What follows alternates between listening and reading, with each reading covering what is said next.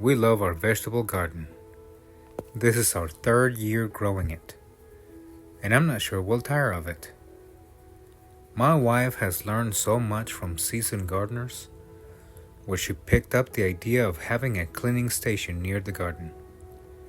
She typically grows the same plants because space is limited, and she grows our favorite things to eat: raspberries, asparagus, okra, a variety of beans, tomatoes, cucumbers, peppers, broccoli, all kinds of things.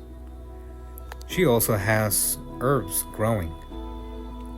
She keeps an organic garden using no harmful chemicals or pesticides. Homemade compost is the preferred fertilizer, and my wife weeds it all by hand. Still, everything harvested needs to be rinsed.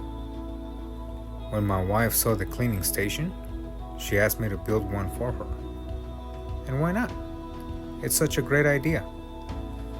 Not only to rinse off your harvest, but also to dry them. From picking to cleaning and refrigeration, time is one of the greatest enemies to the quality of your veggies.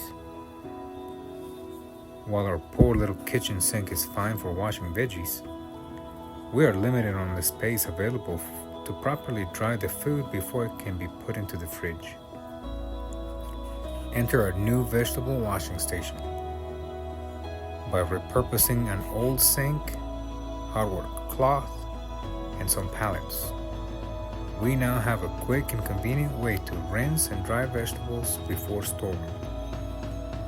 We will be installing plumbing in the near future, and we could very easily capture the rinse water into a bucket and put it right back into the garden.